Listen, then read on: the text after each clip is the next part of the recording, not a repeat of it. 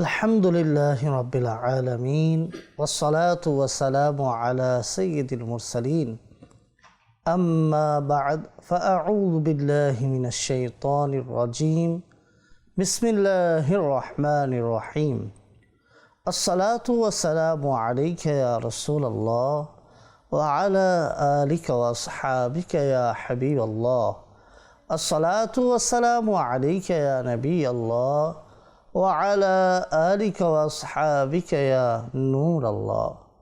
মাদানী চ্যানেলের দর্শক শ্রোতা, আপনাদের সকলকে আবারও অনুষ্ঠানে সুস্বাগতম। আলহামদুলিল্লাহি আযজা ওয়া জাল্লা, যারা এই অনুষ্ঠান ধারাবাহিকভাবে দেখছেন তারা ইতিমধ্যেই জানতে পেরেছেন আলহামদুলিল্লাহ এই অনুষ্ঠানের প্রতি পর্বে একটি নির্দিষ্ট বিষয়ে আলোচনা হয়ে থাকে এবং আমরা জানতে পারি সেই বিষয়ে কোরআনের কী ফয়সালা রয়েছে। আমাদের চলার পথে, আমাদের জীবনযাপন করার ক্ষেত্রে অনেক কাজের মুখাপেক্ষী আমরা হয়ে থাকি, অনেকগুলো কাজের সম্মুখীন হয়ে থাকি। আমরা মুসলমান, আমাদের জানতে হবে প্রতিটি কাজের ক্ষেত্রে এই কাজের ব্যাপারে আল্লাহ তাআলা কোরআনে কী ফয়সালা রেখেছেন। কোরআনের ফয়সালা জানা প্রত্যেক মুমিনের জন্য আবশ্যকীয়। কেন?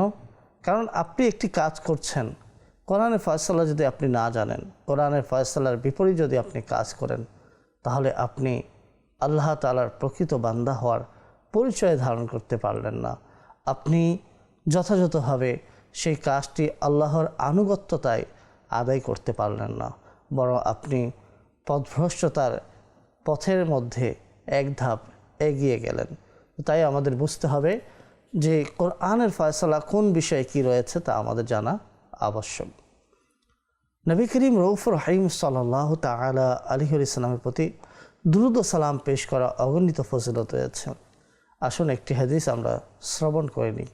রাসূল করিম সাল্লাল্লাহু তাআলা আলাইহি ওয়াসাল্লাম ইরশাদ করেন, যায়িনু মাজালিসাকুম বিসসালাতি আলাইয়া ফা ইন্না সালাতাকুম আলাইয়া নূরুল লাকুম ইয়াউমাল কিয়ামা। তোমরা তোমাদের মজলিস সমূহকে আমার উপরে দরুদ শরীফ পাঠ করার মাধ্যমে সজ্জিত করো। নিশ্চয়ই আমার প্রতি তোমাদের দরুদ শরীফ পাঠ কিয়ামতের দিন তোমাদের জন্য নূর হবে। সাল্লু আলাল হাবিব সাল্লাল্লাহু তাআলা আলা মুহাম্মদ সাল্লাল্লাহু তাআলা আলাইহি ওয়াসাল্লাম। মাদানী চ্যানেলের দর্শক শ্রোতা, আমরা দরুদ শরীফের ফজিলত শুনলাম। আল্লাহ তাআলা আমাদেরকে যখনই সুযোগ হয় দরুদ শরীফ পাঠ করার তৌফিক দান করেন। আলোচনার দিকে আমরা অগ্রসর হই। আজকের আলোচনার একটি নির্দিষ্ট বিষয় রয়েছে। আজকের আলোচনার বিষয় হলো তাকওয়া অর্জনের উপায়। এই সম্পর্কে আজকে আমরা আলোচনা শ্রবণ করব ইনশাআল্লাহ আযজা ওয়া জাল্লা। সর্বপ্রথম আপনাদের সামনে উপস্থাপন করব একটি আয়াত। আল্লাহ সুবহানাহু ওয়া তাআলা পবিত্র কোরআন কারীমের মধ্যে ইরশাদ করেছেন, বিসমিল্লাহির রহমানির রহিম, ইয়া আইয়ুহাল্লাযীনা আমানুত্তাকুল্লাহা হাক্কা তুকাতিহি। হে ঈমানদারগণ, আল্লাহকে ভয় করার মতো ভয় করো। আল্লাহকে যেভাবে ভয় করার হক রয়েছে সেভাবে ভয় করতে হবে। এটাই কোরআনের চূড়ান্ত সিদ্ধান্ত, এটাই কোরআনের ফয়সালা। ঈমানদারদেরকে এই আদেশই দেওয়া হয়েছে, ঈমানদাররা যেন আল্লাহকে ভয় করার মতো ভয় করে। এটাই কোরআনের ফয়সালা। এই বিষয়ে আমরা জানতে পারলাম। এখন যেহেতু জানতে পেরেছি, তাই আমাদেরকে এই বিষয়ে আমল করতে হবে যে ঈমানদারদের ব্যাপারে কোরআনের ফয়সালা হলো ঈমানদাররা যেন আল্লাহ তাআলাকে ভয় করার মতো ভয় করে। এখন প্রশ্ন হলো যে আল্লাহকে ভয় করা, তাকওয়া অর্জন করা, এই তাকওয়ার উপরে স্থায়িত্ব পাওয়া, এগুলো কিভাবে হবে? তো তার জন্য একটি প্রাথমিক বিষয় হলো, যখন মানুষ নিজের নফসের বিরুদ্ধে কোনো ইচ্ছা পোষণ করে যে সে সকল ধরনের গুনাহ থেকে নিজেকে বিরত রাখার চেষ্টা করবে, সে হালাল বস্তুসমূহের মধ্য হতেও অতিরিক্ত বস্তুগুলোকে বর্জন করবে, এমন চিন্তাধারা যখন মানুষের তৈরি হয়ে যায়, তখন সে তাকওয়া অর্জন করতে পারে। তখন সে বিভিন্ন ধরনের গুনাহ থেকে বিরত থাকতে পারে। সে নিজের কান, নিজের জিহ্বা এবং নিজের লজ্জাস্থান এবং নিজের অন্তর, এক কথায় শরীরের প্রতিটি অঙ্গকে সে নিয়ন্ত্রণ করার সৌভাগ্য অর্জন করতে পারে। এর ফলে সে চোখের মাধ্যমে দেখার ক্ষেত্রে সে কোন জিনিসটি দেখছে, আল্লাহর ভয় অন্তরে জাগ্রত করে। আমি যা দেখছি তা আমার জন্য কতটুকু যুক্তিযোগ্য, আমার জন্য বৈধ কিনা, সেই বিষয়গুলো তার মাথার মধ্যে এসে পড়ে। সুতরাং একটা মানুষ যখন নিজের নফসের বিরুদ্ধে এই প্রতিজ্ঞা করবে যে আমি আমাকে গুনাহ থেকে বিরত রাখার চেষ্টা করব, তখনই তার প্রচেষ্টার সফলতা আসবে এবং সে তাকওয়া অর্জন করতে পারবে। মাদানী চ্যানেল দর্শক শ্রোতা, আমরা বেসিক কিছু জেনে নিই যে আমাদের যে কিছু শরীরের বিশেষ অঙ্গ প্রত্যঙ্গ রয়েছে সেগুলোর তাকওয়া সম্পর্কে জানি। যেমন আপনার চোখ, কান, হৃদয়, এছাড়া জিহ্বা, এগুলো কিন্তু একেবারে মানুষের মূল অঙ্গের মধ্যে পড়ে, যেগুলোকে মানুষ বিশেষভাবে উল্লেখযোগ্য মনে করে। এগুলো অঙ্গর মাধ্যমে সরাসরি অথবা ইনডাইরেক্টলি, অন্যভাবে যে কোনোভাবে এগুলোর মাধ্যমেই কিন্তু অসংখ্য গুনাহ সংগঠিত হয়। যখন এই অঙ্গগুলোকে আমরা সঠিকভাবে কোরআনের ফয়সালা অনুযায়ী আল্লাহকে ভয় করে আমরা যখন এই অঙ্গগুলো সঠিক ব্যবহার শিখে যাব, সঠিকভাবে আমরা এই অঙ্গগুলোকে ব্যবহার করব, সঠিক কাজে আমরা এই অঙ্গগুলোকে মাধ্যম হিসাবে অবলম্বন করব, তখনই আমরা সফলতার পথে চলার সুযোগ পেয়ে যাব ইনশাআল্লাহ আজ্জা ওয়া জাল্লা। আমরা এক একটি করে জানার চেষ্টা করি কোরআনের ফয়সালা জানার মধ্যেই কি রয়েছে, সফলতা রয়েছে। আমরা জানতে পারলাম মুমিনদের ব্যাপারে কোরআনের ফয়সালা হলো তারা যেন আল্লাহকে ভয় করার মতো ভয় করে। এই ভয়ের কারণে কিন্তু আপনি অসংখ্য অগণিত গুনাহ থেকে শুধু বাঁচতে পারবেন না, বরং গুনাহের ছায়া থেকেও দূরে থাকতে পারবেন। আর এই গুনার ছায়া থেকেও দূরে থাকা, এটি তো আল্লাহ তাআলাকে সন্তুষ্ট করার একটি অন্যতম মাধ্যম, দুনিয়া এবং আখিরাতে সফল হওয়ার একটি অন্যতম উপায়। মাদানী চ্যানেল দর্শক শ্রোতা, সর্বপ্রথম চোখ নিয়ে আপনাদের সামনে আলোচনা করি। চোখের তাকওয়া কিভাবে অর্জন করবেন? কেননা চোখের কারণে অসংখ্য অগণিত গুনাহ সংঘটিত হয়। এই চোখের তাকওয়ার অর্জনের ক্ষেত্রে দুটি প্রাথমিক বিষয় আমাদের জানতে হবে। এই ব্যাপারে আমাদের কোরআনের ফয়সালা জানতে হবে। চোখের ব্যবহারের ক্ষেত্রে কোরআনে কি ফয়সালা রয়েছে, আমরা আমাদের চোখকে কোন কাজে দেখার জন্য ব্যবহার করব, আর কোন কাজ দেখা থেকে আমরা আমাদের চোখকে বিরত রাখব, এই ব্যাপারে কি কোরআনের ফয়সালা রয়েছে, এবং আমরা আমাদের লজ্জা স্থানকে কিভাবে হেফাজত করব, এই ব্যাপারে কোরআনে কি ফয়সালা রয়েছে, আমরা কোরআনের আলোকে এখনই শুনতে পাবো ইনশাআল্লাহ আজ্জা ওয়া জাল। আল্লাহ সুবহানাহু ওয়া তাআলা পবিত্র কোরআনে কারীমের মধ্যে ইরশাদ করেছেন, বিসমিল্লাহির রহমানির রহিম, কুল লিল মুমিনিনা, আপনি মুমিনদেরকে বলুন, ইয়াগুদ্দু মিন আবসারিহিম, তারা যেন নিজের দৃষ্টিগুলোকে নত রাখে, ওয়া ইহফাযু ফুরুজাহুম, এবং নিজের লজ্জা স্থানকে হেফাজত করে, যালিকা আজকা লাহুম, এটি তাদের জন্য পবিত্রতা, ইন্নাল্লাহা খাবীরুম বিমা ইয়াসনাউন, নিশ্চয় আল্লাহ তাআলা তাদের কাজ সম্পর্কে অবগত। মাদানী চ্যানেল দর্শক শ্রোতা, এখানে একটি আয়াত আমরা শ্রবণ করার সৌভাগ্য অর্জন করলাম। এখানে তাকওয়া অর্জন করা দুটি অন্যতম মাধ্যম বলা হয়েছে। চোখের হেফাজত, লজ্জা স্থানের হেফাজতের ব্যাপারে কোরআন ফয়সালা দিয়েছে। আল্লাহ তাআলা তার রসুলকে বলতে বলেছেন যে আপনি মুমিনদেরকে বলে দিন যে মুমিনদের ব্যাপারে কোরআনের ফয়সালা হলো তারা যেন দৃষ্টিকে নত রাখে, তারা যেন লজ্জা স্থানকে হেফাজত করে। কোরআনের এই ফয়সালা যদি আমরা মেনে নিই, তাহলে আমরা আমাদের জীবনে সফল হয়ে যাব, আমরা গুনাহ থেকে বাঁচতে পারবো, আমরা আল্লাহ তাআলা সন্তুষ্টমূলক কাজে নিজেকে সবসময় ব্যস্ত রাখতে সক্ষম হয়ে যাব। এই জন্য মাদানী চ্যানেল দর্শক শ্রোতা, কোরআনের ফয়সালা জানা কতটুকু জরুরি আমরা বুঝতে পারছি আয়াতের মাধ্যমে এবং বর্ণনার মাধ্যমে আমরা আরও জানতে পারবো। এই আদেশটা যদিও বা বাহ্যিকভাবে আমাদের কাছে মনে হচ্ছে একেবারে সংক্ষিপ্ত রূপে বয়ান করা হয়েছে, কিন্তু আপনি যদি এর রহস্য জানতে চান, দৃষ্টি নত রাখার উপকারিতা জানতে পারেন, তাহলে আপনি আনন্দে আত্মহারা হয়ে যাবেন যে কেমন অতুলনীয় ফয়সালা কোরআন আমাদেরকে দিয়েছে। স্বাভাবিক, যখন আপনি চোখ দ্বারা কোনো খারাপ জিনিস দেখবেন, তার প্রভাব আপনার মস্তিষ্কে পড়বে, আপনার হৃদয়ে পড়বে, আর এর মাধ্যমে গুনাহের প্রতি আকৃষ্টতা বাড়তে থাকবে। গুনাহের প্রতি যখন আকৃষ্টতা বাড়তে থাকবে, তখন মানুষ গুনাহের মধ্যে লিপ্ত হয়ে যাবে। আর মানুষ যখন গুনাহের মধ্যে লিপ্ত হয়ে যাবে, তখন সে আল্লাহ তাআলাকে নারাজ করবে, সে আল্লাহ তাআলা সন্তুষ্টি লাভ করতে পারবে না। তাই চোখের সঠিক ব্যবহার অত্যন্ত জরুরি। এজন্য চোখ সর্বদা নত রাখার প্রতি আমাদেরকে সজাগ হতে হবে। একটি জিনিস খেয়াল রাখবেন, এখানে বলা হয়েছে যে দৃষ্টি নত রাখা এবং লজ্জার গুণ নিজের মাঝে রাখা, এই দুইটি হলো অন্তরকে পরিষ্কার করার মাধ্যম। কারণ যখন চোখ পথভ্রষ্ট হয়ে যায় তখন অন্তরও পথভ্রষ্ট হয়ে যায়। আল্লাহু আকবার। আর যখন অন্তরের ভালো হওয়া, চোখের লজ্জা সম্পন্ন হওয়া, নির্লজ্জ হওয়ার উপরে নির্ভরশীল, এই কারণে তো বর্ণিত রয়েছে বান্দা কখনো এমন দৃষ্টিপাত করে যার কারণে তার অন্তর নষ্ট হয়ে যায়। যেমন চামড়া নষ্ট হয়ে যায়, এখন আর সেই চামড়া থেকে কি ফায়দা অর্জন করা যাবে? চামড়া নষ্ট হয়ে গেলে যখন সেই চামড়া দ্বারা কোনো উপকারিতা অর্জন করা যায় না, এভাবেই মানুষ মাঝে মধ্যে এমন জিনিসের দিকে দৃষ্টিপাত করে, এমন দৃষ্টিপাত করে যার কারণে তার অন্তর নষ্ট হয়ে যায়। আর যখন অন্তর নষ্ট হয়ে যাবে তখন সেই অন্তর দিয়ে আর কি ফায়দা হাসিল করা যাবে বলুন? সৈয়দুল আতকিয়া নবী করিম সাল্লাল্লাহু তাআলা আলাইহি ইসলামের ইরশাদ হলো, নারীর সৌন্দর্যের দিকে দৃষ্টিপাত করা ইবলিসের বিষযুক্ত তীর সমূহের মধ্য হতে একটি তীর। যে ব্যক্তি এই নারীর সৌন্দর্যের দিকে দৃষ্টিপাত করা থেকে বিরত থাকলো, না মাহরাম পর নারীর দিকে দৃষ্টিপাত করা থেকে নিজেকে বিরত রাখতে সক্ষম হলো, আল্লাহ তাআলা তাকে ইবাদতের এমন স্বাদ দান করবেন যে সে আনন্দিত হয়ে যাবে।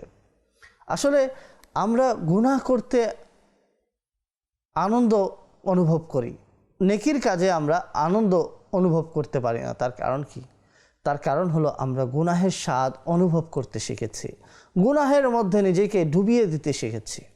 যখন আমরা অন্তরকে পরিচ্ছন্ন রেখে অন্তরের পবিত্রতা অর্জন করে খালিস নিয়তে আল্লাহ সুবহানাহু ওয়া তাআলার ইবাদত করব, তখন আমাদের অন্তরের মাঝে ইবাদতের স্বাদ এত বেশি অনুভব হবে যে আমরা ইবাদতের মধ্যেই স্বাদ উপভোগ করব এবং যখনই সময় পাব আমরা ইবাদতে মগ্ন হব। তো তাই আমাদের ইবাদতের স্বাদ অর্জন করার জন্য সাধনা করা উচিত, আল্লাহ তাআলার সন্তুষ্টমূলক কাজে নিজেকে নিয়োজিত রাখা উচিত, নিজেকে গুনাহ থেকে বিরত রাখার আপ্রাণ চেষ্টা করা উচিত। তাহলেই ইবাদতের স্বাদ, দোয়ার স্বাদ অর্জিত হবে। মনে রাখতে হবে যে তাকওয়া এমন একটি জিনিস যার কারণে মানুষ আল্লাহ তাআলার নৈকট্যশীল বান্দা হয়, যার ফলে মানুষ সত্যিকার অর্থে আশিকে রসুল হয়ে যায়। আল্লাহু আকবার। তো আমরা এভাবেই বুঝতে পারলাম যে তাকওয়া অর্জন করার কারণে মানুষ ইবাদতের স্বাদ অনুভব করতে পারে, মানুষ ইবাদতের মজা পেয়ে যায়, এর ফলে মানুষ ইবাদতের প্রতি আরও বেশি উৎসাহিত হয়ে যায়। এবার আসুন কান সম্পর্কে কিছুটা আলোচনা আমরা শ্রবণ করি। যখন কান কোনো খারাপ কথা শুনে, যখন কোনো অশ্লীল কথাবার্তা এই কানের মধ্যে এসে যায়, এই কান থেকে তার হৃদয়ে পৌঁছে যায়, এরপরে হৃদয়ের মধ্যে ওয়াসওয়াসা তৈরি হয়, কুপ্রবৃত্তি তৈরি হয়, এরপরে এই অন্তর অস্থিরতার শিকার হয়ে যায়। আল্লাহু আকবার। এটাকে এভাবে বুঝতে পারি আমরা, যেভাবে মুখ থেকে খাবার পেটে চলে যায়, ঠিক তদ্রূপ অশ্লীল কথাবার্তা, মন্দ কথাবার্তা কান থেকে অন্তরে পৌঁছে যায়। আর মনে রাখবেন, খাবারের প্রভাব থেকে কথার প্রভাব অনেক বেশি। খাবার খাওয়ার পরে যদি আপনি হাঁটাচলা করেন, দীর্ঘ সময় ঘুমান, বা আপনি দীর্ঘ সময় কাজে ব্যস্ত থাকেন, এই খাবারের প্রভাব দূর হয়ে যাবে, খাবার হজম হয়ে যাবে। কিন্তু কথা এমন এক অদ্ভুত বস্তু যা একবার মানুষ শ্রবণ করার পরে অনেক সময় দেখা যায় সারা জীবন সে ভুলতে পারে না। তো তাই কানকে ভালো কথা শোনার প্রতি আমাদেরকে লাগাতে হবে, ভালো কথা শোনার প্রতি আমাদের কানকে ব্যবহার করতে হবে। আমরা যদি কান দিয়ে ভালো কথা শোনার পরিবর্তে অশ্লীলতার কথাবার্তা শুনতে থাকি, মোবাইলের মাধ্যমে, টিভির মাধ্যমে, বন্ধুবান্ধবের আড্ডার মাধ্যমে, তাহলে এই কানের মাধ্যমে আপনার আমার অন্তরের মাঝে একটি প্রভাব হবে। আর এই প্রভাবের কারণে মানুষের অন্তর অস্থির হয়ে যাবে। মানুষ গুনাহ যতক্ষণ করবে না ততক্ষণ পর্যন্ত তার অন্তর অস্থির অবস্থায় থাকবে।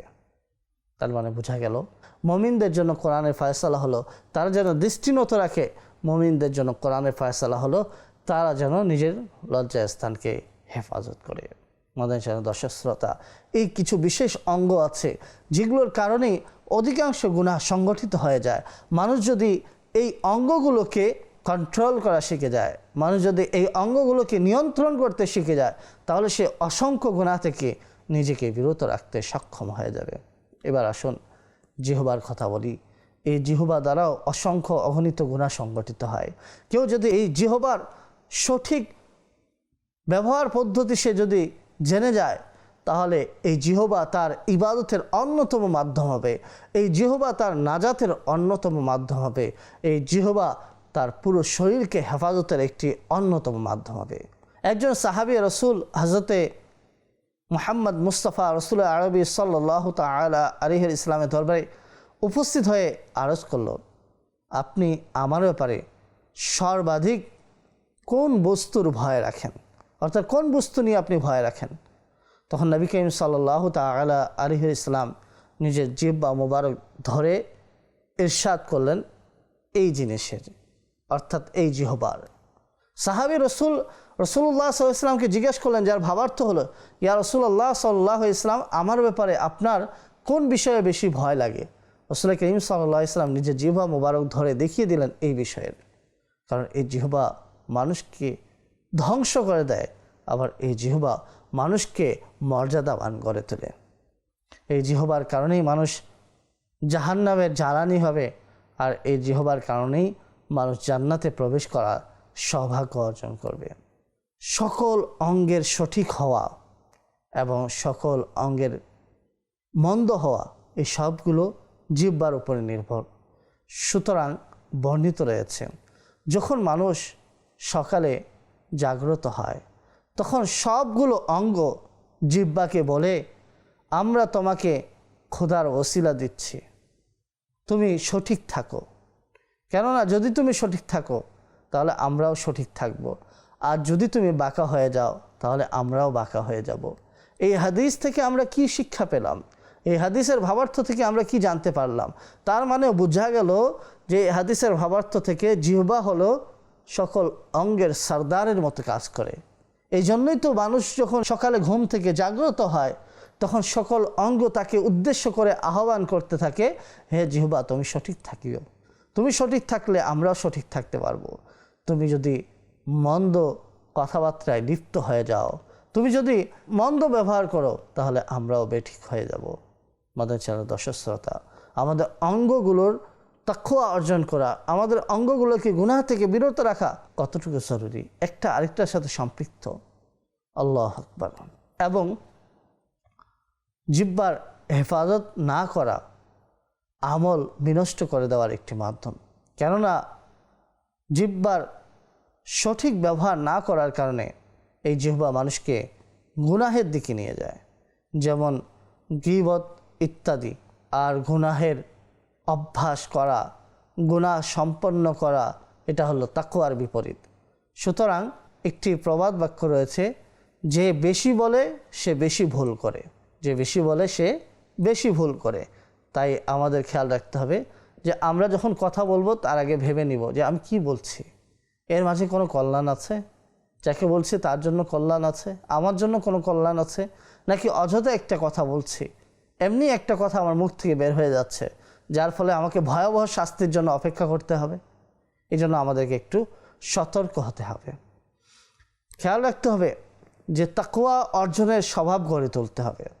নবী করিম সাল্লাল্লাহু তাআলা আলাইহি ইসলাম খুবই চমৎকার ইরশাদ করেছেন, ওলামাগণ এবং দ্বীনে ইলমের শিক্ষার্থীগণ থেকে নিজের জিহ্বাকে কন্ট্রোল করো, নিয়ন্ত্রণ রাখো, এবং নিজের জিহ্বা দ্বারা মানুষকে লাঞ্ছিত করো না, অন্যথায় জাহান্নামের কুকুরেরা তোমাকে ছিঁড়ে ফেলবে। মাদানী চ্যানেল দর্শক শ্রোতা, আমরা শুনছিলাম তাকওয়া কিভাবে অর্জন করব এবং তাকওয়ার উপরে স্থায়িত্ব কিভাবে থাকবে। তাহলে আমরা বুঝতে পারলাম তাকওয়া অর্জন করার জন্য আমাদের অঙ্গগুলোর সঠিক ব্যবহার জানতে হবে, আমাদের জিহ্বার সঠিক ব্যবহার জানতে হবে। আমরা কখনো কখনো এমন কথাবার্তা বলে দিই যার মাধ্যমে একজন ব্যক্তি মনের মধ্যে কষ্ট পেয়ে যায়, আর সেই কষ্ট সে মন থেকে বের করতে পারে না, এর ফলে সে কষ্টে ভুগতে থাকে। আর এই কষ্টের শাস্তি কিন্তু আপনাকে পেতে হবে। এই কষ্টের ফলে কিন্তু আপনি গুনাহগার হচ্ছেন। একবার কি চিন্তা করেছেন আপনি আমি চোখের ব্যবহার কিভাবে করছি? এই চোখ দ্বারা যদি গুনাহে পরিপূর্ণ ফিল্ম, ড্রামা এগুলো দেখতে আমরা অভ্যস্ত থাকি, আমরা যদি বেহায়াই দেখতে থাকি, তাহলে তো এই চোখ আমাদেরকে সর্বদা গুনাহের মধ্যে লিপ্ত থাকবে, ইবাদতের স্বাদ অনুভব করার সুযোগই দিবে না। এই হাত দ্বারা যদি আমরা জুলুম করি, অত্যাচার করি, অন্যায় করি, তাহলে আপনার আমার গুনাহের পাল্লা শুধু ভারী হবে, নেকি কি আর হবে? এভাবেই আপনার আমার অন্তরের মধ্যে যদি খারাপ খেয়াল সৃষ্টি হতে থাকে, আর আমরাও যদি হৃদয়ের মধ্যে খারাপ ধারণা তৈরি করার সুযোগ করে দিতে থাকি, তাহলে এই অন্তর তো আস্তে আস্তে নষ্ট হয়ে যাবে। সেই খারাপ এবং নষ্ট অন্তর থেকে আপনি কি আশা করবেন? মাদানী চ্যানেল দর্শক শ্রোতা, আমরা শুনছিলাম তাকওয়ার ব্যাপারে কোরআন 3টি অত্যন্ত জরুরি ফয়সালা দিয়েছে মুমিনদের ব্যাপারে। এক হলো মুমিনরা আল্লাহকে ভয় করার মতো ভয় করবে, যেভাবে ভয় করা উচিত। 2, মুমিনরা নিজের দৃষ্টিকে নত রাখবে। 3, মুমিনরা নিজের লজ্জা স্থানকে হেফাজত করবে। আপনি একবার খেয়াল করুন, একবার ভাবুন, আল্লাহকে ভয় করার মতো ভয় করার অর্থ কি দাঁড়াতে পারে? আমরা সবাই নিজের সম্মান বাঁচানোর জন্য, সমাজের মাঝে লাঞ্ছিত হওয়া থেকে বিরত থাকার জন্য, সম্মান হারানোর ভয়ের কারণে আমরা মানুষের সামনে গুনাহ করি না। মানুষের সামনে এত পুত পবিত্র হয়ে নিজেকে উপস্থাপন করি যাতে মনে হয় যে আসলেই আমি একজন পরহেজগার মানুষ। আবার আমি এই মানুষটা যখন মানুষের দৃষ্টির আড়ালে চলে যাই, তখন আবার গুনাহের মধ্যে লিপ্ত হয়ে যায়, আবার আমি গুনাহে মগ্ন হয়ে যায়। একবার ভাবুন তো, এটা কি আল্লাহ তাআলাকে ভয় করার মতো ভয় করা হলো? আল্লাহ কি সর্ব অবস্থায় আপনাকে আমাকে দেখছেন না? অবশ্যই দেখছেন। আল্লাহু খাবীরুম বিমা তা'মালুন। আমরা যা করি তা আল্লাহ তাআলা জানেন। তাহলে শুধু মানুষের সামনে গুনাহ থেকে বিরত থাকব, আর আধারে দরজা বন্ধ রুমে মানুষের দৃষ্টির আড়ালে গুনাহের মধ্যে লিপ্ত হয়ে যাব? এটা কি কোরআনের ফয়সালা অনুযায়ী আমল হবে? কখনোই না। এই চোখ দ্বারা আমরা কত ধরনের খারাপ কাজে লিপ্ত হচ্ছি। শুধুমাত্র এই চোখকে গুনাহের মধ্যেই লিপ্ত করার এক স্বভাবে আমরা পরিণত হয়ে গেছি, স্বভাব বানিয়ে ফেলেছি। একবার ভাবুন, যে আল্লাহ তাআলা চোখ দিয়েছেন, সেই আল্লাহ তাআলা যদি এই চোখের নেয়ামতের হিসাব নেয়, তাহলে আমরা কি হিসাব দিতে পারবো? আমরা কি সঠিক জবাব দিতে পারবো? এই চোখ দ্বারা আমাদেরকে কি করতে হবে? কোরআন কারীমের অক্ষরগুলো দেখতে হবে। এই চোখ দ্বারা পিতামাতার প্রতি সম্মানের সাথে দৃষ্টিপাত করতে হবে। এই চোখ দিয়ে কাবা দেখতে হবে। এই চোখ দিয়ে রাসূল করিম রউফুর রহিম সাল্লাল্লাহু আলাইহি ইসলামের নূরানি রওজা দেখতে হবে। এই চোখ দ্বারা আল্লাহর নেয়ামত দেখে আল্লাহর শুকরিয়া জ্ঞাপন করতে হবে।